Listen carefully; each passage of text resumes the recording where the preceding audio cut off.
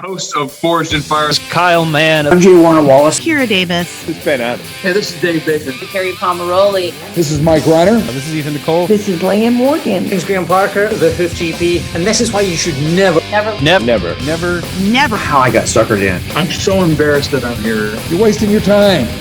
You got better things to do. Never listen. Those darling, yummy Reverend and the Reprobate. Hey everybody, welcome We'll do this for Tina. Welcome to the Reverend and the Reprobate, a show about two best buds interviewing people they have no business talking to. My name is Lucas Pinkert. I'm an actual Reverend, and here with me, as always, is a man who is doing it for Tina. It's Big Dan Flip Gibson. What's I am up, dude? doing this for Tina. Yeah. I was ready to start, but you're right. You're starting. We owe. We started. I know, Yeah. but we owe Tina more. Is the point? Yep. We owe her a good explanation on what's going on in our lives. And today, on today's show, we have another Dan. We do. You become secondary. A much better Dan, if I'm being honest. Much cooler, more accomplished. Dan Sachoff. He's got a very cool wife.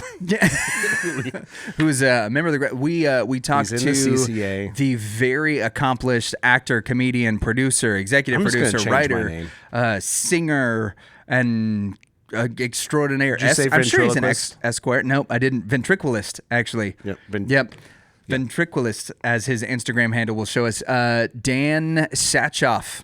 Dan Sachoff, we talked to him a little bit about starring in the pilot episode of Agents of S.H.I.E.L.D., getting that, working with director Joss Whedon, figuring out how to ad-lib whenever you got actual explosions going on behind you, as well as what it's like being a true working actor in Hollywood. Yeah. Where, he doesn't have a set gig day in and day out. The guy's going to auditions, trying to make stuff happen, and ended up on a set with Nicole Kidman, Javider Bardem, and Academy Award-winning screenplay writer and director Aaron Sorkin, what those experiences were like. And in Controlled Rowdiness, we get Hollywood's best reporter, go-to reporter man to read our own little news report. Yeah, so make sure that you like and subscribe, ding the little bell that you're following the show, give us a review if you dig what we're doing, and make sure that you check out all of the amazing shows on the Christian Nerd HQ network. It's the Speaking Nerdy podcast with your host, Mr. Mike Schilling. And my good friend and compadre, Mr. Ricky Poe. Every Friday, Mike and I talk about nerdy fandoms, the latest nerdy news, and Mike tries to make me laugh by sharing stupid news that often starts with a Florida man. We're glad to be part of the Christian Nerd HQ podcast network. You can catch us on all of your favorite podcast apps or on YouTube at youtube.com/speakingnerdy. Be sure to check out speakingnerdy.com for even more great content from us. And go look at the Christian Nerd HQ YouTube page, as on Tuesdays and Thursdays we've got updates on all your nerdy news, which is a cool new endeavor which we announced on May the 4th, and in perpetuity we will be hanging out with Christian Nerd HQ. So without any further ado, that is on these sweet clean airwaves Big today. Dan. Yeah, see, you were so close. Big Flip. Today. Yep. What's up, buddy? On today, we have a man of milli talents. He's milli talented. He stole my name. Which is like multi-talented, but a little more oomph. It is comedian, writer, producer, actor, and excellent recovery. The spokesperson for Sports Clips. Yeah. It's Dan Sachoff. What's going on, Big Dan? Hey, Dan. How are you, gentlemen? Thanks for having me on. This is a blast. Yeah, thanks for coming on. How big old boy are you? I stand about 6'1", 6'1", That's 170, yeah, depending on the day, depending on how much sugar I've had and how much lasagna I've had. Well, speaking of lasagna, boy, do we have some lasagna in studio. It's in the kitchen. You brought it in studio. Yeah. Because but we're not here to talk like we're Garfield. Are like, I was going to say, your Garfield-esque qualities of bring lasagna with me everywhere. We're just like, we'll be hanging, like literally we'll be just doing something and Danley will just pull out like a bag of food and it's not like he has like jelly beans in his pocket. It's like a meal that he's stashed. It's like, what's this from? Last night. Last night. Yeah, throw it in a pot. I'll get a stew going. Hey, oftentimes that benefits you, though. I bring extra. That's true. I remember the one time you brought extra in our 20 years of friendship. So a lot of times I get the empty bag that goes, some of this was for you. I need some of it for Camden. Yeah.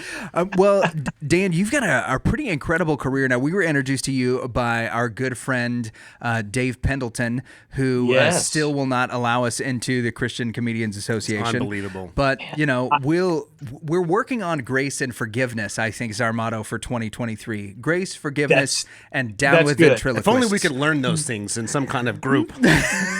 It seems like this would be the perfect avenue for us to do it, man.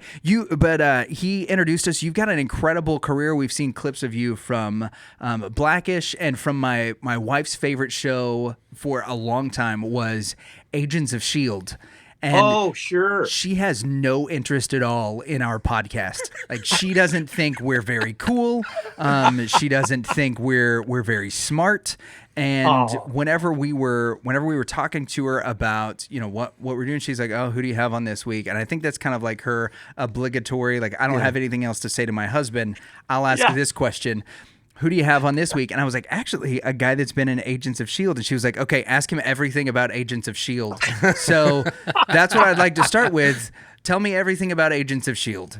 Let's start there. That is a good place to start. That was a really fun gig and very interesting. So anytime you work in the Marvel universe, you have to expect the unexpected. So I did the pilot episode of Agents of S.H.I.E.L.D. And so I had auditioned for it, and this is pre-COVID, when we were still doing a lot of in-person auditions, what have you. And so I went down, I read for it, I prepped the role. And as I left, something that usually doesn't happen is, you have your audition material, which they call sides.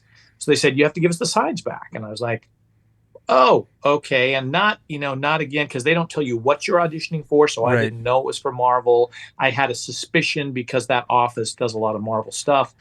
In fact, they're kind of, I don't know if they still are, but they were the exclusive casting office for most of the peak years of Marvel. Yeah. So I handed my sides back and I was like, okay. And then I found out I was in the running for this, and they told me what it was for. And they said Agents of S.H.I.E.L.D. And I got just a quick, byline of what the show was. And I was excited about that because I was a huge Marvel fan. We used to take our kids to Marvel and have fun with that. It was good storytelling and fun popcorn movies. And so then I found out I got it. And so for 2 weeks, I kept asking, because I played I play a lot of news anchors and reporters. It's the hair. And so for this thing, there was a huge page of dialogue straight to camera. So you really have to know your words in that case, because you're not bouncing off anybody. And so it was a lot of dialogue. And I kept asking my agent, I said, well, can I get the sides for this? Can I get the pages? Because I want to know it backwards and forwards, because it's the pilot episode. Mm-hmm. And there was a lot of explosions and things happening in it. And I thought, I got to know this the best I can, because there's going to be a lot of other distractions when I'm there. And they were like, oh, yeah, it'll be fine. So cut to the night before, and I still don't have any material. And so I called my agent, and they said, okay, hold on, we'll have production contact you. So I get a call from, I think it was the line producer. And he said, yeah, we can't give out the information because people would love to know spoilers and all that kind of good stuff. So can you come in early? We'll set you an early call time. You come in early and you can just learn it in your trailer. And I was like, oh gosh, I hate that, but that's my job. I gotta do it.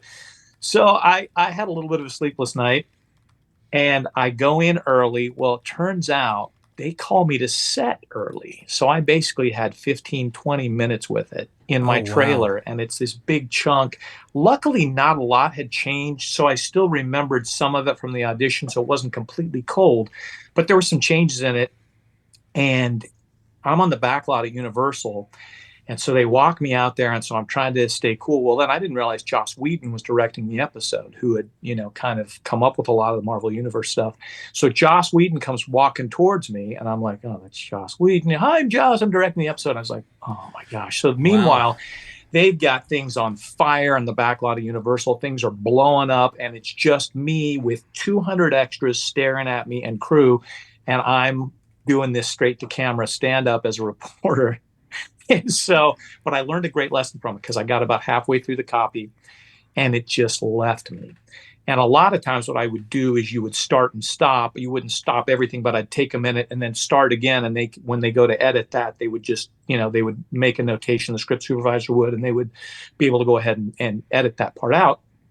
But I just kept going, because I was like, I'm not going to stop. And I got to the end, and Joss looks at me and he said, oh man, that was great. I actually like a lot of the stuff you said better than what I had in there. So let's do it again. And so I kept doing it, and roughly the same way, but I would throw in some extra things and kind of respond to explosions going on behind me and stuff.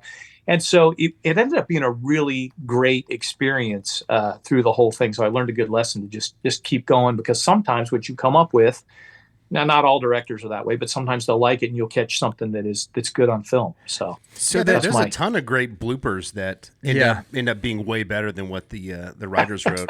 Oh, for sure. I mean, that's I think the show Friends is kind of famous for that. Is all of the like extra stuff that happens in there. Okay, so you mentioned that there's just explosions happening on the back lot. Like, if I remember right, the pilot kind of takes place after the Avengers and Iron Man 3. So like they've already they're prepping for the Sokovia Accords before, I guess, Age of Ultron is what's about to happen, and we kind of get some of the stuff that's in there.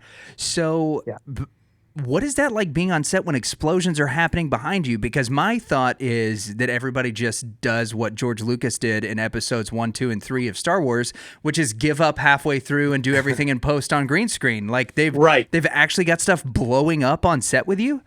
Yeah, so I mean, you always have a safety meeting with that kind of stuff, and so there was a couple of charges that I think went off before I was actually shooting, but there was fire effects going on in the building behind me, and there was a couple of pops, but it wasn't the giant explosions they had shot just before I went on there, and then they cut to me. So they always give you great. I really trust, like, the stunt people on those shows are always great. They let you know whatever gag is going on, no matter how tangentially you're attached to it.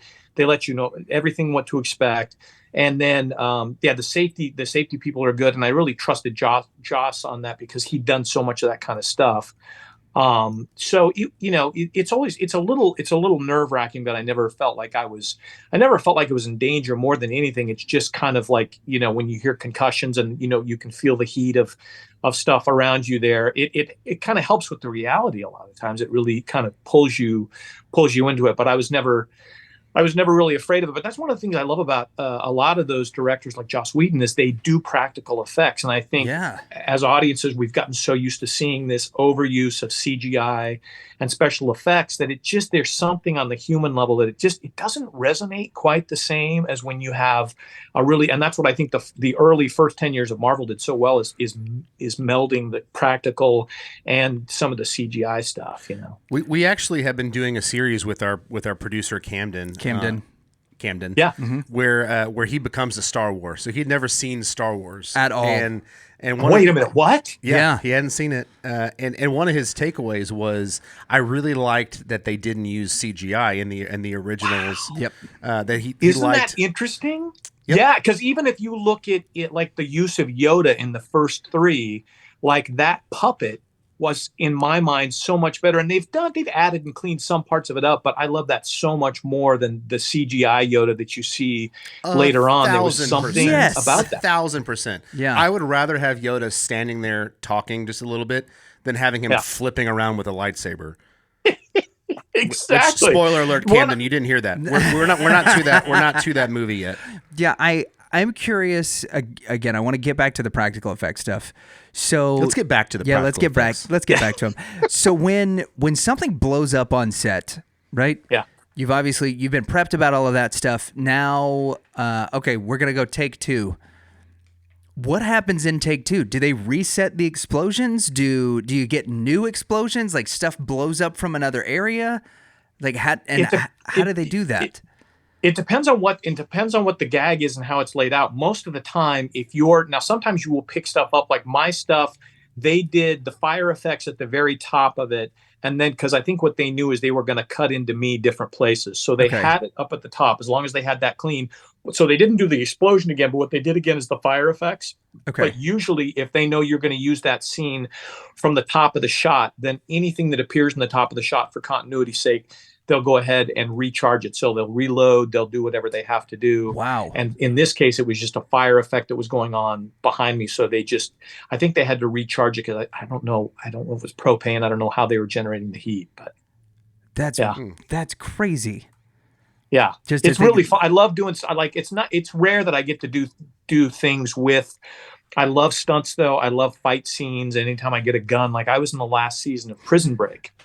And so I was the pad man who was kind of the villain in that show. I was his aide. And so I normally just came in and said, "Sir, somebody's on the phone." It was not super exciting. Right. But towards the end of it, the two main characters, protagonists, were breaking into this secret agency we were in. And so we all got guns because at one point they're in this elevator. And so we all have to line up and draw down on them in the hallway there. And so I got this rubber gun that was just so fun to have. So I love doing stuff like that because it takes you back to when you were a kid, right? That's the whole point I even went into this, is pretending on the playground, having fun, taking yourself back to that. And I love anytime you get to do, stunt generated or just action oriented kind of stuff. I did another show called Jericho that was on CBS years ago. That was kind of an apocalyptic thing.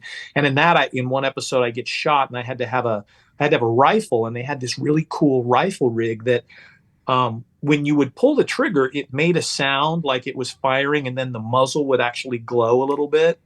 So it was for safety, because then you're not having to worry about blanks, and you're not having, you still have safety meetings and stuff, but it's not as intense when there's a gun on set, especially post the Rust shooting and everything with Alec Baldwin. Now I did work with a gun a couple of months ago on a movie, and even though it was not, it was not a real gun and it wasn't loaded, it's still, just like, oh gosh, okay, because you don't know who's, chain of command is really important with that stuff, and then you got to really trust whoever the wrangler is. But I still, like, even though I knew that gun, there was nothing. I asked every time to check it, and to look at it. You always want to double check that stuff.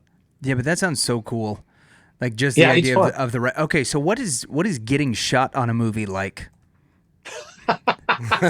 So in my case, they did do a squib rig on me where it exploded. They didn't end up using that.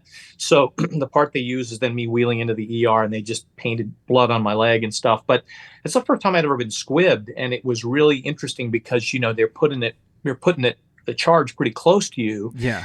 But you had, like, I think I had a couple of stockings on or something underneath. I can't remember how they rigged it. It's been so long now, but it was really, it adds to the anticipation of it, because that thing is coming. You're like, I hope this doesn't go south. And, I'm pretty sure it wasn't, because again, the stunt people are all fantastic. But when that thing goes off, it helps you sell the gag, because a lot of times, you're trying to react to things either that aren't there, or in a scene, you're working off an actor, but it really raises the stakes when you've got explosions or you got a squib going off or something. It's fun. It's got to be easier to react to an actual explosion. Yeah, for sure. 100%. Someone clapping in the background. That's why I have so much respect for people who do, you see all the CGI, like all the stuff that they do in Guardians and all those things where you're basically reacting to nothing. I mean, that it's harder than it looks a lot of times, because I'm not great at it. I shot kind of an action movie a couple months ago that should be out, I think, in the summer. That's basically with a backdrop of it's a faith-based movie, but it's kind of a thriller at the beginning. So you really don't know that it's a biblically based movie until you're halfway through it, which I love, because then you're not just preaching to the choir. There's a chance that you may pull other eyeballs in, and people will be like, oh, okay, I kind of see what this is. But I've seen I saw the trailer for it, and there's a couple scenes with so the backdrop of it is Revelation 9. So there's some creatures in it that are sent from the pit and all this kind of stuff. But cool. I saw a couple of reactions that I had to this thing as it's attacking me. I was like, I was cringing, because there's an art to selling that. I'm hoping they reshoot some of that or recut it, because I just looked at it at the screening. I was like, oh, I thought I was so bad at Well, that's why I've always thought Chris Hemsworth was a better actor than Mark Ruffalo, because the way he was able to act with a Hulk that's not there, and also as far as just a human goes, just a little puny and maybe wimpy. True. Mark Ruffalo opinions for everybody right there. Truly.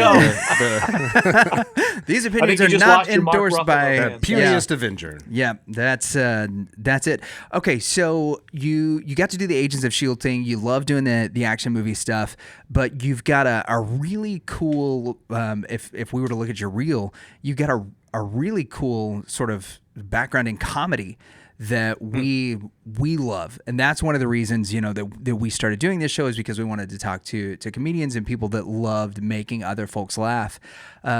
Getting to watch your time on the show, Blackish, the scene that we saw out of your reel was such a cool thing. One of the comedians that I've loved the most growing up is Anthony Anderson. What was it like being on set with him? What's the vibe like on that show? Because that show reminds me almost of the shows that we grew up with in the 90s. Yeah, right? That has the same kind of, Living Single vibe or shows like that where race is something that is definitely present and it's taken from a certain angle, but it's also interacted with more than it is ignored or blown out of proportion. I think in some ways, race is not the main character, but it is kind of this other person in the room that's always there as far as like someone or something that a gag is used off of. So what was it like working on the show? What's it like working with somebody like that? Anthony and that whole cast were fantastic. That's one of my favorite experiences on there for multiple reasons. Like you said, it's they deal with all of those issues in a really good way, but also, like, for me, I hate to be preached at in any situation. For me, the king is story. Story is the king of everything. I want somebody to tell me a good story. If there's a message in there, that's fine. If everybody has a point of view, everybody has a worldview, that's great. But the first and foremost thing you have to be concerned with is tell me a good story. Tell whoever a good story. And what I love about that show is it's genuinely funny. As I watched it back, like I knew of the show, but I hadn't watched the show, honestly, just because I hadn't watched broadcast TV in so long at that point. I was mainly watching streaming. And at that point, the must-see TV days were kind of over. So my wife and I sat down to watch the ABC lineup when that show came on. And we actually saw the reboot of Roseanne with that. We saw that show. We saw a couple other things that were really...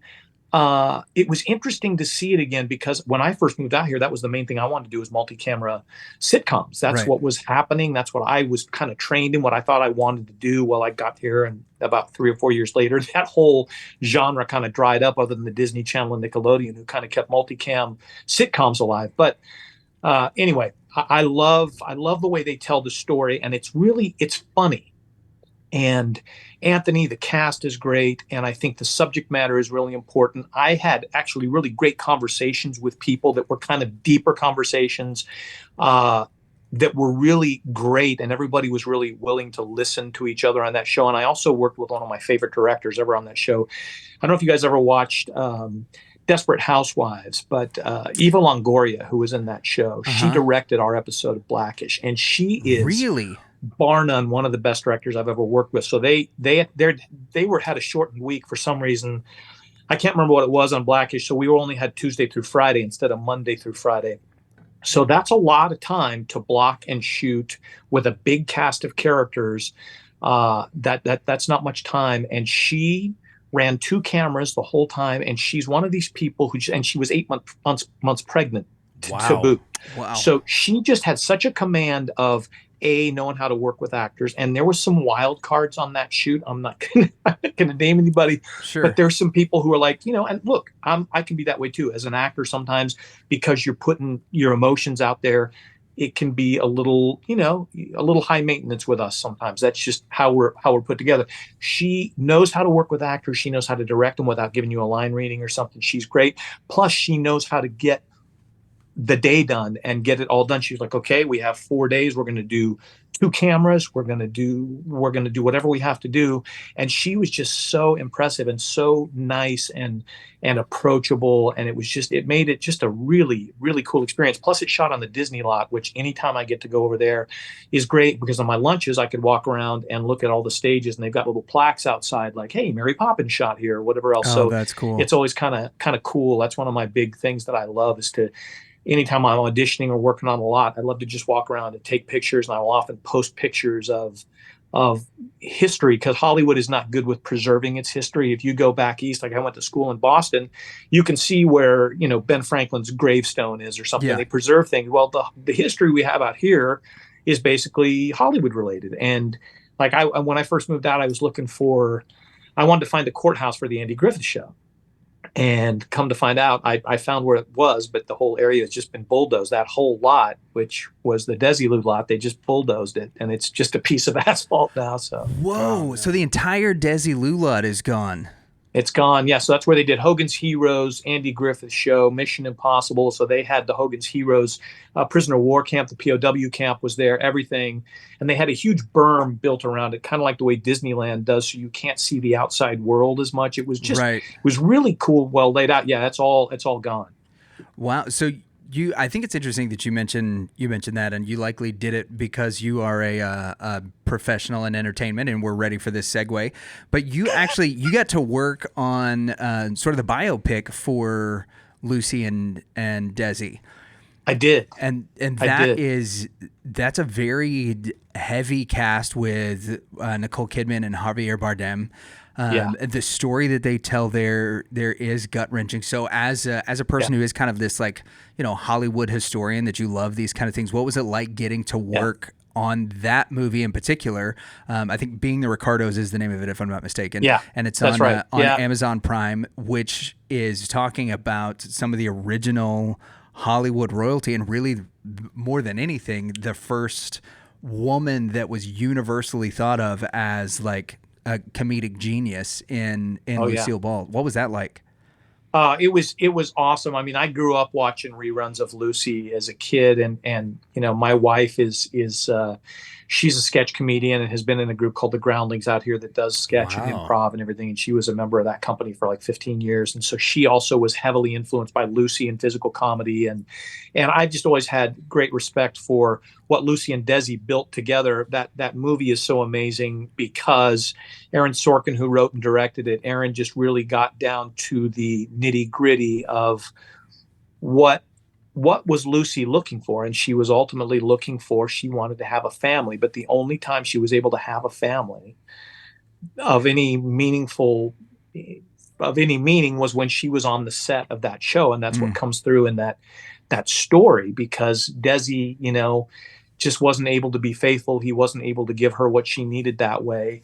But it was just awesome to work on that and to get to be a part of some of that storytelling, and to talk to some of the people who were involved, who were there, who knew how all of that went down. It was really awesome. And it was awesome getting to work with somebody like Aaron Sorkin, because most of the time you're working with a director who didn't write the words of whatever you're doing, which is fine. That's perfectly fine. But it's amazing to work with somebody who, like, every day we would get there and there'd be new words, because Aaron would sit down as we would start blocking. And I was fortunate because a lot of times I do one-offs, like I'll do a guest star or a co-star and I'm on it a couple days or a day. Well, I was on that movie for a longer amount of time, for a couple of weeks. And it was just great to see the process a little bit more. And so we would sit down, and like the first time I worked with Nicole, we would all sit down and we kind of just talk through the words, and Aaron was sitting back listening, and he was just like, okay, I wrote that, I wrote this page 3 months ago, and since then I've thought of this because we shot something else, so we're going to change it. And so we would get our scripts out and we'd start writing, the new bits, and kind of learning them on the fly and then getting it on its feet. And it was the closest thing to doing a play that I've done in a while, just because it really, from the way it started, like you would start the scene. I remember when we first started blocking the scene, we're all standing talking the first time we meet Lucy from the network. We're just kind of standing talking, and Aaron was like, no, it's not going to work. And so by the time we were done, Nicole had a hat that she's pinning on, looking in a mirror, looking at us. They're shooting it through the mirror. There was so much action going on that it felt really organic and real. And that's because he knew the script inside and out. He wrote it. And then as a director, he's a really great director, and he would do little things like the guy that we played, the network execs. He would say, okay, this time when you say these lines, I want you to say these lines together at the same time. I want you to say these words at the same time. We're like, okay. And I wasn't quite sure what he was going for. I was just like, okay, yeah, let's do it. And when I saw it back, it made the cut of the film. It was a great take because it looked like it was genuinely an accident, that we'd been going to say something at the same time. Then we kind of looked at each other, and we didn't plan that, but just the way he somehow knew that would make it look like a more real moment. Anyway, it was just, I loved it. It was a great experience. And Nicole was fantastic. And Javier was amazing. The whole cast was phenomenal, and really kind people. And and just really willing to work things out. Like a lot of times when you work with a star, you have to know the protocols, and you don't, it's never like don't make eye contact or anything like that. But you respect somebody's space, and you don't want to ask them for autographs. You don't want to overly talk to them. You want to just respect them because they got a lot, especially her. She was in every shot. She carried that film on her back, but she would come up to me and be like, "Hey, do you want to run lines?" And I'd be like, "Yeah, sure." Yes, Nicole Kidman. Hey, do you remember when you were in Moulin Rouge? Yeah. I turned into Chris Farley. That was awesome. Yeah. Remember that? Oh, stupid. Yeah. Well, that was going to be my next question is like, so you're getting to work with all these people. Like, how hard is it to not, I guess, kind of like freeze them in time as their iconic roles? Like, is she Big Little Liars? Is she, Moulin Rouge? And the same thing with like Javider Bardem. Every time he would walk in, I would be like, oh, he's going to kill me. Like that. Exactly. That's like, I'm dead. He's got the thing. He's like, boom, done. Yeah. He made me flip a coin the first time I met him. I was like, no, dude. Or he's going to take out half of his face like in the Bond film. Yeah, like the Bond movie. He's such a great villain actor. But, for sure. And that's kind of what Desi is in this film, is like as lovable and caring and all of those things as you want him to be and as charming as he is. As he was in the show. Yeah, but he is sort of the villain of the Desilu story, unfortunately, which is really, it's heartbreaking, but it's so good. Yeah.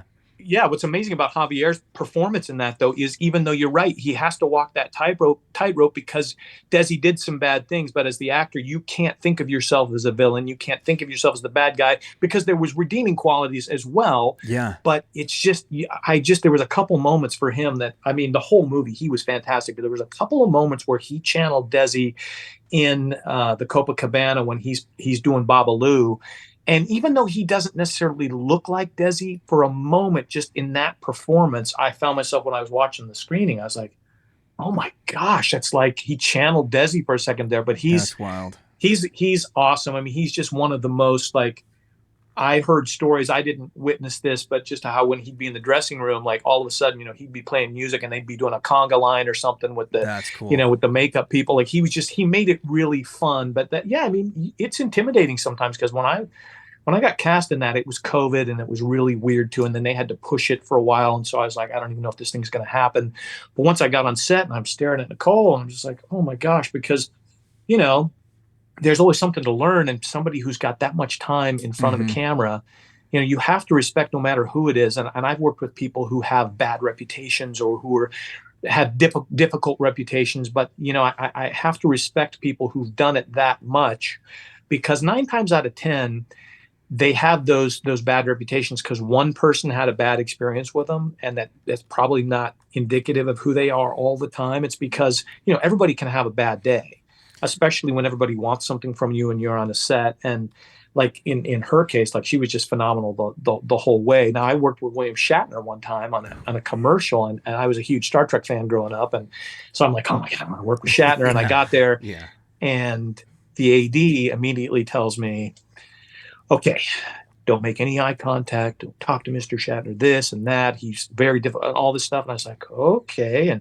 But I didn't find him to be that way at all. Right. He's a guy who at that time was 88 years old, who's been doing this the bulk of his adult life, who knows what he wants. And he also knows how to be funny as William Shatner. He knows what people will buy, what they won't buy as William Shatner. Yeah. And he knew how to make the best use of Bill Shatner.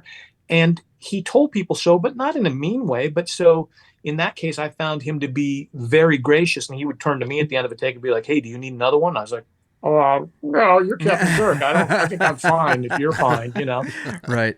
I'm curious. So like when we're talking particularly about like the caliber of talent that you're looking at, Javier Bardem, Nicole Kidman, Aaron Sorkin, all Academy Award winners. Yeah. Right. So versus walking into, let's say the William Shatner commercial, you've got one guy who's iconic, and then everybody, like you're talking about this AD, everybody is kind of like adjusting what they do to, how Bill wants to react. Well, good job calling him Bill. By the way. Thank you.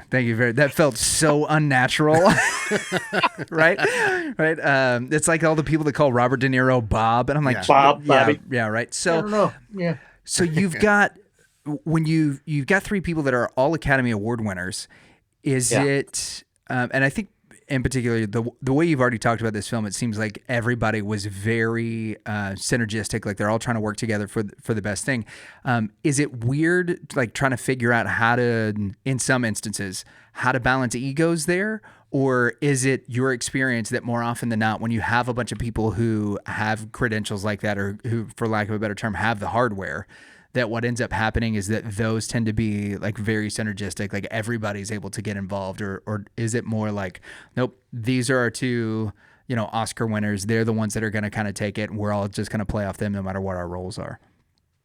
Yeah, for me, I always kind of just defer to it becomes pretty clear the minute you get on any set, no matter what you're doing, kind of what the hierarchy is, what the vibe is. And I always just defer to, I'm a guest in somebody else's house. I mean, unless I'd been a series regular in a couple things, not anything major, but especially in situations like this where I'm going with heavy hitters, my job is to know my stuff cold, to do the best job I can. So to know it well enough that I can be in the moment with somebody, hold my own with them. And because I've been cast in this part, so they must think I can do it. Yeah. I think I've gotten to the point in my career where I'm over feeling really intimidated, because I feel like, and I had, there was a guy who actually I worked with on Jericho who was very much that way, because he came up to me one day and was like, "Hey, you seem tentative. You've earned the right to be here. Just jump in." And I needed to hear that, because I was a younger actor and I was a little intimidated. And so it really helped me. And now in these situations, what I try to do is I'll be nice. And if somebody extends their hand, I'll shake their hand, but I don't always put my hand out. You kind of read the room of what's going on. And then 9 times out of 10, I found if you're there to work and work hard and you respect them and you don't mess around. Now, if they want to joke around or do something later, yeah, that's awesome, and I'm happy to do that. But you kind of have to take your cues from the ADs, from the people themselves. You get a vibe for it, and but it's I've never had a really bad experience, even with people who are rumored to be difficult. Sometimes those are the best experiences I've had, because those people too will give you the most in the scene. Like I did a show years ago with it was called Shark with James Woods. And James Woods had a kind of a reputation for being tougher to work with, for rightly or wrongly. And I didn't find him to be that way at all. He's a guy who's like, "Hey, let's rehearse." He wanted to rehearse it and do this and try. And he'd work the sound department. So a lot of times in those days, technology's gotten better now, but you couldn't overlap dialogue with people, because if you did, when they go to cut it, they will hear your dialogue on somebody else's close-up or something. So you had to wait and but he had done the sound in a certain way that you could just jump in. It was more like doing a play, and I loved it. And he brought so much excitement and energy to it. Again, it was a great experience. So I didn't find him to be difficult at all. So you just never know. Well, I do want to follow up. Let's do it. I'm very interested. Let's get back to Danley's follow-up. Yeah, this is what I want to know.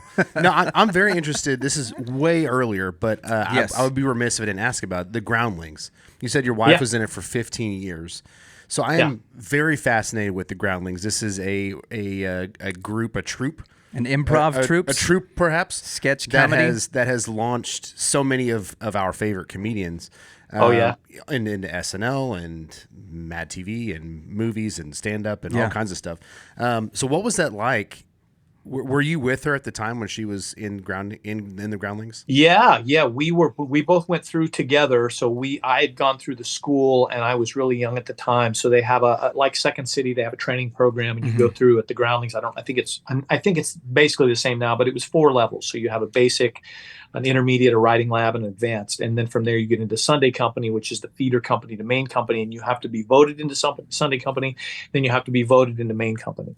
So Jill and I both went through it. I went through once and I left because I didn't think I wanted to do that anymore. And they said, "Okay, if you come back, you got to start at the beginning again." I was like, "Nah, no problem. That's fine. I'll never want to come back." Well, my wife and I got married, and she was in New York for a while. When she came back, she wanted to do the Groundlings. I was like, I want to do it too. So we went through the program, in separate classes, but together at the same time.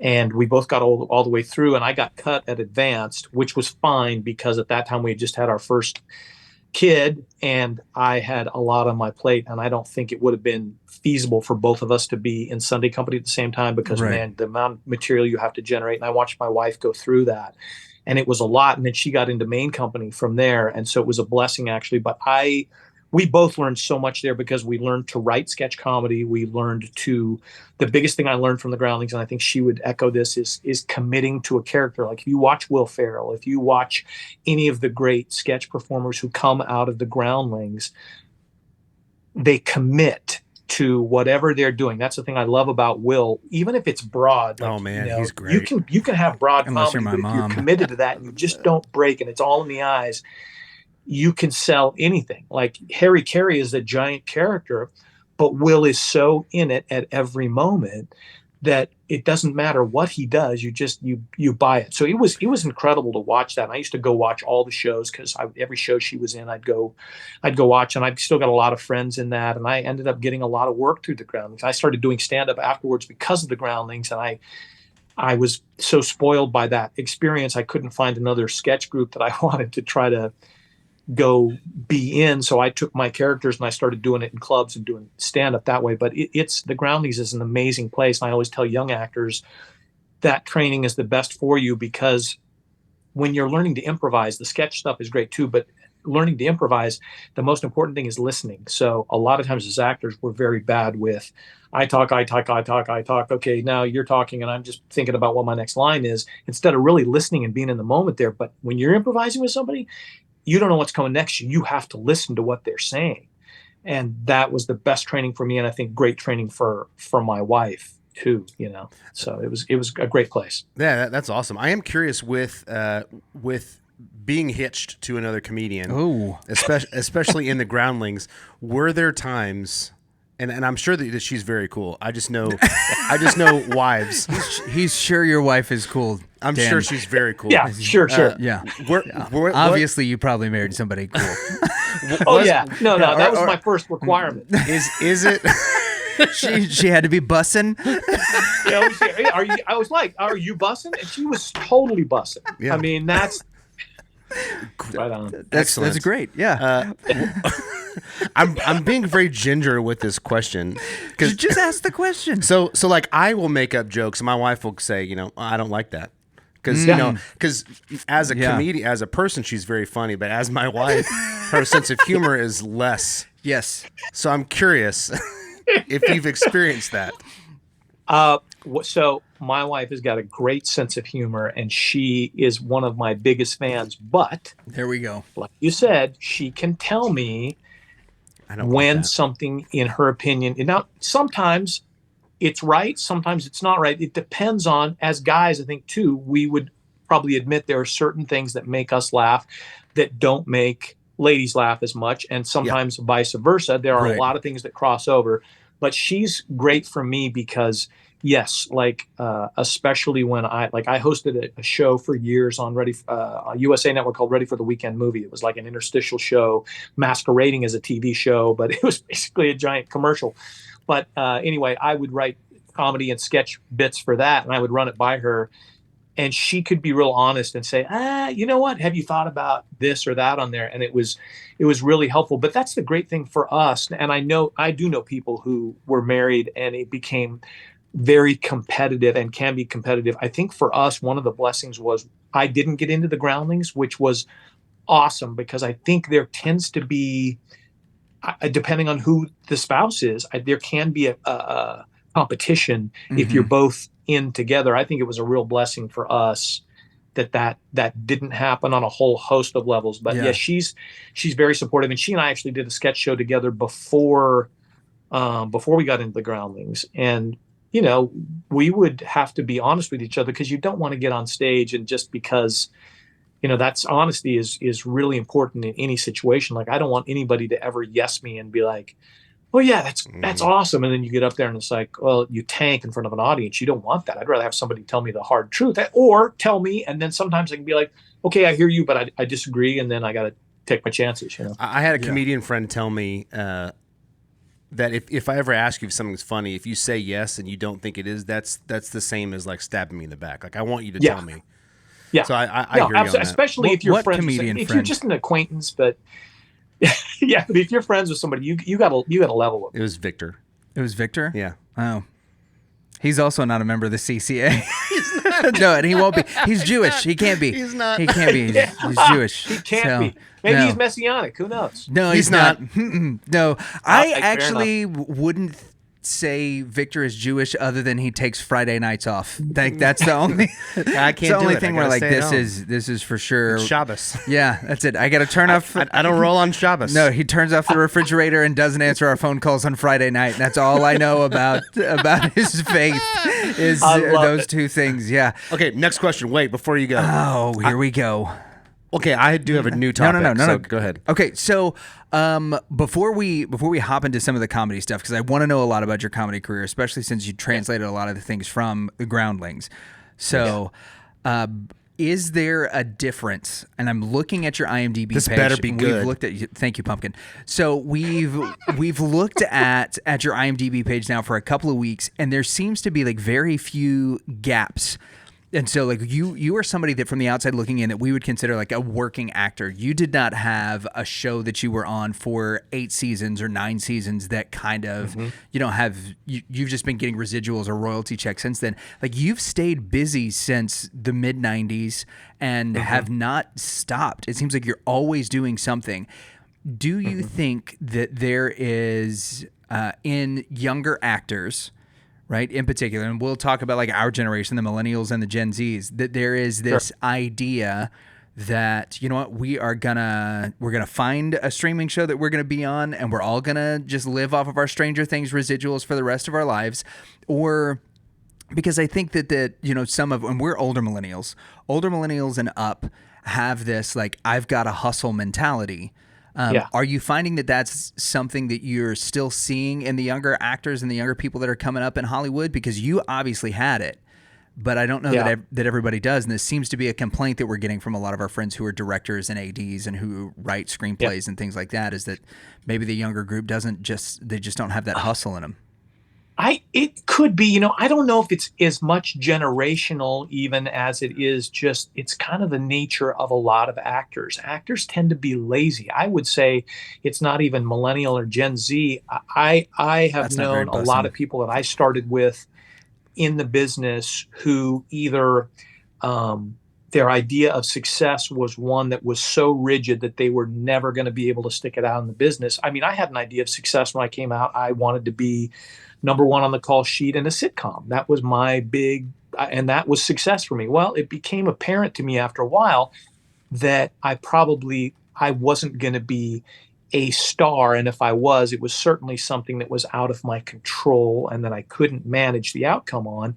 So I had to decide, do I enjoy this enough to keep pursuing it, or do I go do something else? And if I do stay in this, I have to love it enough to know that I'm enjoying it. And if I never achieve whatever level of success I thought I wanted, I'm okay with that. And so I enjoy the work.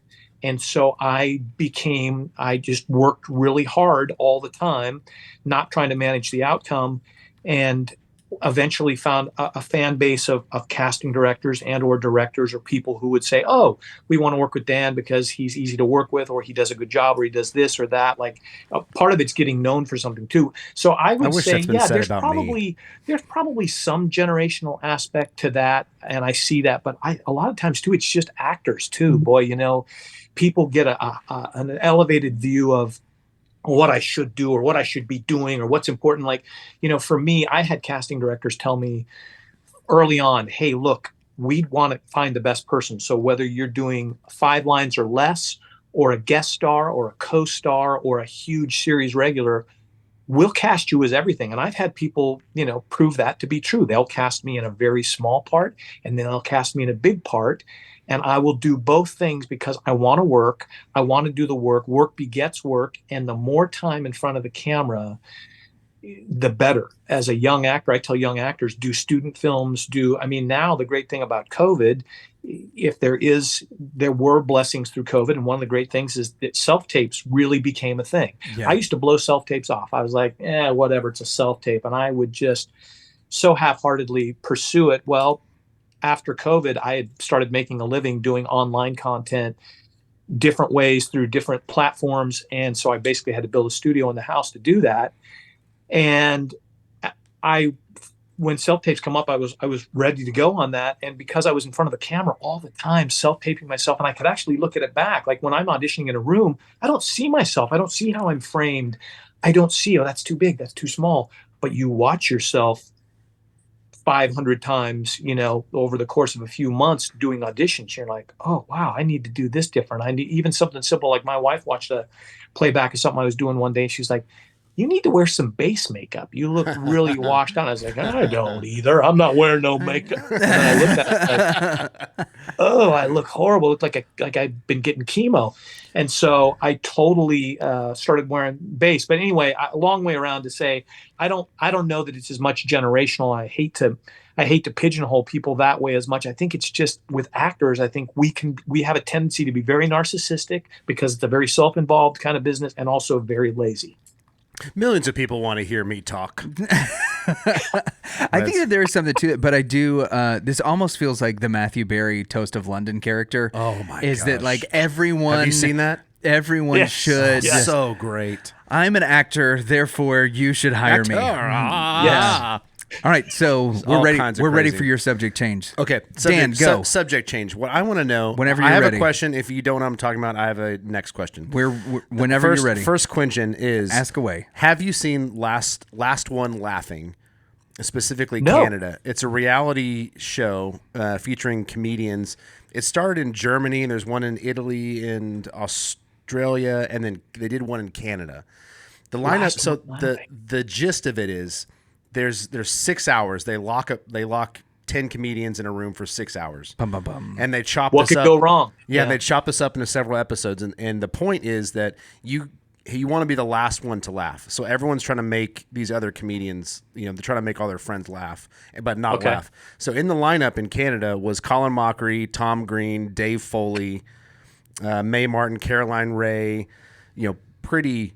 Yeah. Wow. Atmospheric. How long ago was this? Is this current? This is a year or two ago. It's pretty recent. Really? Yeah, and I'm hoping that there's one that comes out in USA. But they didn't get Mick Foley.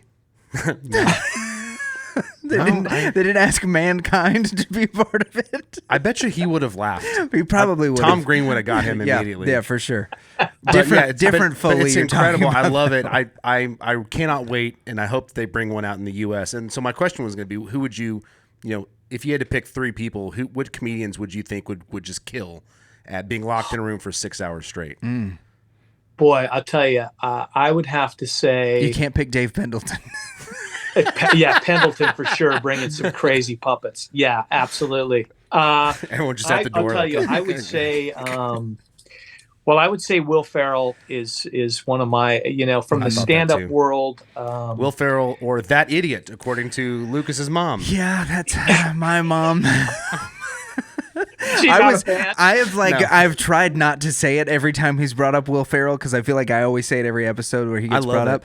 I love Will Ferrell. If my mom sees Will Ferrell show up on something, she's like, "Oh, I can't take that idiot," and then she just leaves, or we have to change the channel. There is no I don't think she even knows his name. She just knows him as that idiot. And the only movie that she can stand that he was in is Stranger Than Fiction. Really? Oh no, she doesn't like Elf. Unbelievable. Yeah, Stranger Than Fiction is it, and she's like, and we asked her, we're like, so what did you think? It's because he's sad the whole movie, right? Somebody else is ruining his life the entire time, and she's like, I like this part. This is good. This is the best thing he's ever been in. Is that movie where someone else ruins his life the whole time? Yeah, but other than that, she only refers to she will not call him by his name. It's like, that idiot. And we're like, who? And she's like, I don't know. You guys know the one that y'all think is funny? She's like, oh, the fuzzy Chevy Chase. And we're like, Will Ferrell. Will Ferrell. She's like, yeah, that idiot. Oh, man. So, there you go. But I agree. Will Ferrell would absolutely be a major threat. For sure. Oh, who I think else? Will would. I think, I think Conan O'Brien would be somebody. Gosh. I think Conan would kill in something like that because, again, it's not just one-liners, just situationally. And that's one of my favorite things about Will. Like, I love Will's movies, but honestly, some of my favorite things Will has ever done are on the Conan show. Like when he used to go on as Robert Goulet. and even if you don't know who Robert What about Goulet Professor is, Feathers? just the fact that, again, he commits to that. Yeah. And or he'd go on as a leprechaun or whatever he would do. Like those days, the golden era of Conan, to me, was genius. So those guys from the stand-up world, I'd say Bill Burr, Dave Chappelle. I mean, I think there's so many, Andrew Schultz. I think there's so many talented people. Yeah. Oh my gosh. There's an embarrassment of riches of people who I think could do that. I can't wait. I love this idea. I think Bill Hader would. Bill Hader he would crack. He would crack though. Oh, for sure he would crack. But he would definitely be the first one to go. There's just no two ways about it. He would be the first one to go, but he would push everyone else to such an absurd place I think he'd probably take a couple of people out with him. That's the thing that happens in each season that I've seen is once it's getting towards the end, they're tired and they're getting desperate. They've tried all of their normal he's stuff. already been Stefan. Yeah. It's fantastic. I'm curious, what platform does this air on? It's on Amazon. It's on Amazon Prime. Amazon Prime. Yeah, I've watched the Australian one, which was very weird, but funny, no doubt. And the Canadian one is just unbelievably funny. It's all my favorite. And Colin Mockery, Tom Green, Dave Foley. There's a bunch more that are great, but those three. Oh, that's you know who I'd love to see on, even though he's not American. I'd love to see Russell Brand on it because I think Russell Brand would be somebody great on there. Yeah. Although he is an American now. He has citizenship. True. Yeah, he's got citizenship. I don't know if that counts. I think if you put like Russell Brand, Richard Ayoade, Jimmy Carr would have to be in there because I think if you're doing anything game show related in the UK, Jimmy Carr has to be a part of it. I think that's part of his contract. So he's got to be a part of it, and he's got to have new veneers before the show starts. I don't like Jimmy Carr. I'm not a huge fan of him either, but he is on every British game show, and his teeth are impossibly white. Yeah. Oh, yeah. Like Regis level. Ugh. So... speaking of stand-up comedians and comedy, you had do you still do stand-up? Because we know you did stand-up for a long time. Yeah, once my kids got to be older, it got harder to fight for stage time. And honestly, too, I'll just be completely transparent. A lot of the stuff that I did when I first was doing stand-up comedy, I wouldn't do now. Because it would conflict with my faith. Mm-hmm. Not that you can't be a stand-up and be totally funny and be relevant, but a lot of the stuff that I did. But there are still things. There are characters that I would love to revisit, and I would change a couple of things. But David and I got to know each other at Pendleton because I also started doing ventriloquism a few years ago, and so I do some stuff with that. And I have a character called Scotty Matthews in Samson who's actually a horrible ventriloquist. He comes out in a scout uniform, and the puppet is dressed up in a scout uniform as well. And then I sing horrible lessons to teach people life lessons like a woman's work is never done. And I do a thing about, racial equality called Everyone's Good at Something. And it goes to every racial stereotype. And it was one of the things I still would love to do it. And I think one of these days, my dream road trip now is to go to Austin. I want to go to Rogan's Mothership. Yes. Completely dressed as Scotty Matthews and Samson, and I want to go up and just do it because it's only about 4 minutes before they could even realize they hate me. But the thing I do in my stand-up is I go in and I sit with the audience with clothes on or whatever character I'm doing. And then when they announce and kind of looking around, I walk up out of the audience. So people are like, what's going on? Especially when I come up as a scoutmaster, they're like, is this guy crazy? What's going on? It's kind of Andy Kaufman-esque, which is, I love that. So that's another reason why I keep gravitating to Will Ferrell, because it's just that you're like, is this real? What's going on? That's my favorite kind of stuff. I've done a lot of hidden camera shows too. And that's why I love hidden camera, because I just love staring at people and watching the wheels turn. Like, is this person crazy or what is going on? I like that too. Yeah. I think that the crazier something is, especially in a stand-up setting, typically the better, as long as there's substance.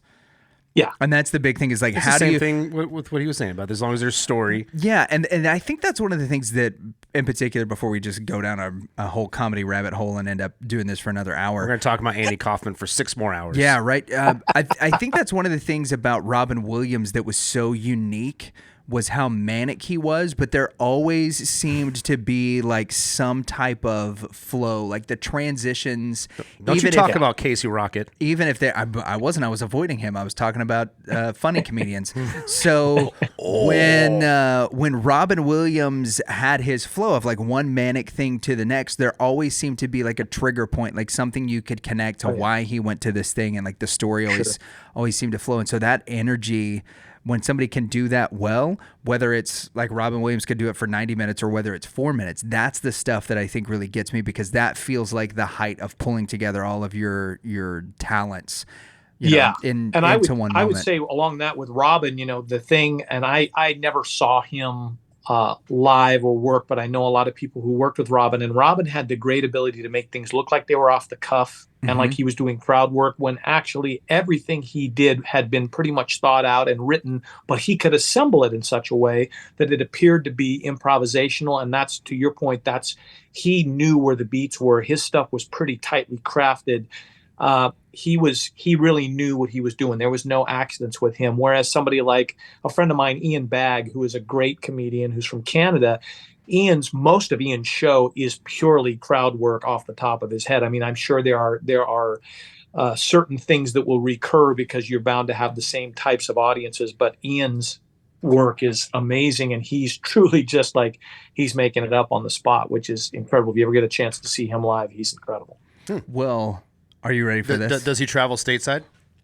He lives out here now, but he's originally Canadian. But yeah, you can find Ian, like if you just Google Ian Bagg on any of the social media sites, you'll see his stuff. But he's just incredibly fun. Yeah. Cool. Well, we'd love to check him out. Dan, as you well know, we end all of our interviews with a little segment that we call Controlled Rowdiness. Especial. Yeah, this is just a series of rapid-fire questions which you can answer with as short or as lengthy response as you would like to. There are no right answers, but there are several wrong ones, so make sure to not step on any of those landmines. Expect nothing from us by way of reply or response, and to get us going, I'm going to send it over to General Grease. General Grease here. Dan, this isn't going to be a rapid-fire question. I want to know, how do you do your hair? How do you make it do that? Because look at this. This is just ridiculous. A lot of product, a lot of gel. I have a special brush, and I have 2 hamsters who now it's just something. My hair gets longer, and it's got this wave in it, and I rely on that because I play a lot of news anchors, and when I need to have anchor hair, I know exactly how to make it happen. Segue. There you go. So, we're sending you something in the chat right now, if that's easy enough for you to pull up. Since you are a professional news anchor portrayer, if you wouldn't mind taking that little bit of... And by the way, like you mentioned earlier, if you want to punch this up, you just feel free. Yeah. Aaron Sorkin style. If Joss Whedon thinks you're good enough to punch this stuff up... So do we. We're just going to see whether or not he's right. All right. So here's the thing. I'm trying to figure out, because I see it here on my phone, and I don't want to turn. If I turn my phone, it's going to be weird for you guys, right? Well, I mean, this whole thing is weird for us. All right. Let me just try something here, because Perfect. That's good. Yeah, this will work. I just want to be able to read it. Okay. It's not weird at all. So let me just try reading this. Our YouTube audience is turning their heads sideways now. I'm used to a prompter, but let's see if I can do it. Okay, you ready? Let's go. Yes. Do my best, Bill O'Reilly. We'll do it live. Okay, here we go. Good evening. I'm Dan Sachoff with breaking news. A catastrophic event has just occurred in the heart of the city, caused by a decision made by the CCA, or the Christian Comedy Association. The CCA has been a prominent group in the city for decades and trusted source of clean comedy networking. But today they made a decision that has resulted in dire consequences. They have refused to let any new members into their exclusive club, causing an uproar amongst the city's elite. Quite frankly, the entire city is rioting as we speak. I can see it outside. There is a Volkswagen Bug. I believe it's a 69. It appears it is on fire, aflame, as we say in the news business. As a result, a group of disgruntled individuals took matters into their own hands and farted in their general direction. Flatulence is always the best source of revenge. Eyewitnesses report that the attackers' actions resulted in the building collapsing in on itself due to the supreme vacuum created by the flatulence. The city is in chaos as emergency services work to rescue any survivors and contain the damage. The CCA has issued a statement expressing their shock and sadness at the events and pledging to fully cooperate with authorities in their investigation. The fallout from this decision by the CCA is yet to be fully understood, but it is clear that the repercussions will be felt for a long time to come. We urge everyone to stay calm and follow the instructions of emergency services, and we will bring you more updates on this developing story as they become available. This is Dan Sachoff, and now we'll throw back to Match Game.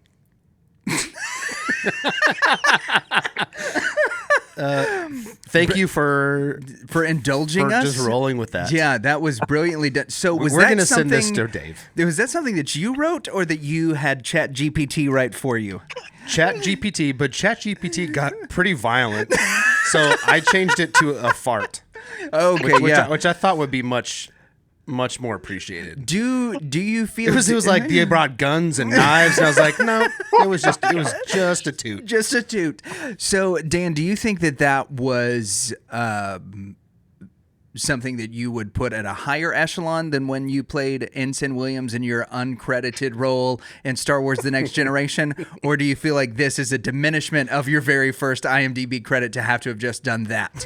I feel that this was much better than my role as Ensign Williams, painting a nude model on the holodeck of the Enterprise.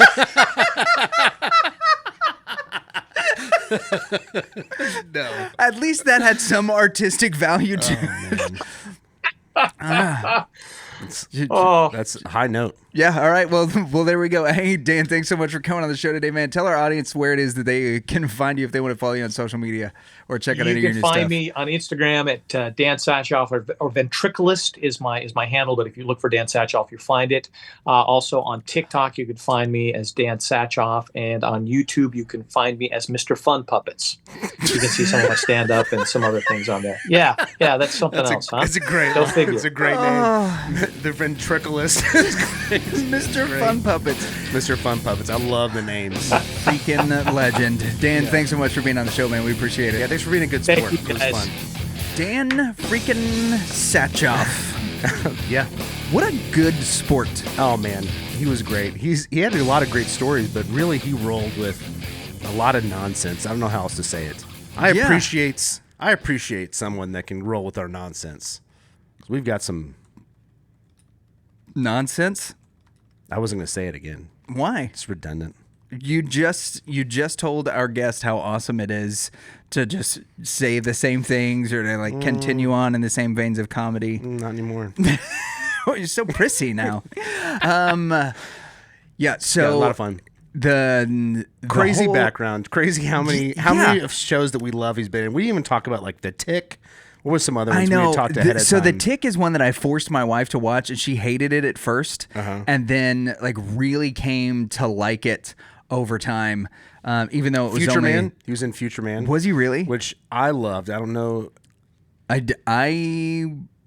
You would like it, but I would say it's not safe. It's not safe for. I watched no episodes. It's of not Future safe Man. for the CCA, that's for sure. Well, but what is safe in this world? Yeah, after the flatulence that destroyed all of it. Yeah, so it's just fascinating to me to see a guy like that who's like the breadth of his work, and we didn't get into some of the voice work that he's done, a series that he created, produced, produced, wrote, and starred in, which I think is, that just sounds like a completely overwhelming endeavor to be a part of, that everything rides on your shoulders, and it worked. He was able to pull it off. So, 100%. Yeah, some of that stuff Very is funny. is so cool. I loved hearing about the groundlings too. Yeah. You liked hearing that his wife was cool? I wasn't sure how to ask, and it ended up just going like, I'm sure she's cool. I'm sorry for saying anything. Maybe I'm part Canadian. Maybe so. I'm very, very polite. No, I'm not. Maybe but so. My favorite thing is our little wars that our petty wars. We just pick a fight with somebody like Dave Pendleton. In the CCA. We've been in it for months. Yeah. We've been in it for a long time. Yep. But you know, You watch it. yeah, you're on notice. Look, whenever we want to do something, y'all let us. What did he say his YouTube handle was? The Funny Puppet Man? Yeah. Yeah. Mr. Funny Puppet Mr. Man. Funny Puppets. Mr. Funny Puppets is on our team, Dave. Yeah. So, yeah. Coming you for guys you. make sure that you check out all of Dan's stuff in the show notes and go check out Mr. Funny Puppets. Check him out on Instagram. He's constantly posting stuff from the sets that just he's pretty working much turn on the TV and you'll see Dan on Yeah, TV. no joke. Go rewatch the pilot for Agents of S.H.I.E.L.D. Or Blackish. He's not in the pilot for Blackish. No, I didn't mean the pilot. I meant the show. Yeah. Or The Tick, Agents of S.H.I.E.L.D., West Wing, I mean, Star he's- Trek. Great news. He was also in a 2 Chainz music video, which we didn't get to talk about. that at all. So I wonder if he sings in that. He did say singer. I think he plays a report. No, I think he does ventriloquism somehow. In the 2 Chainz music video? We need to revisit we this really in the buried future. the lead. Anyway, leave us a comment. Let us know how disappointed you are in not touching on some of those stuff in the show notes. And until next time, you guys stay hard, keep jamming, and we'll see you. Hello, I'm Dan Sachoff. I'm an actor, a singer, ventriloquist performer. And I would never watch the Reverend and the Reprobate simply because I disagree with everything they stand for. That is all.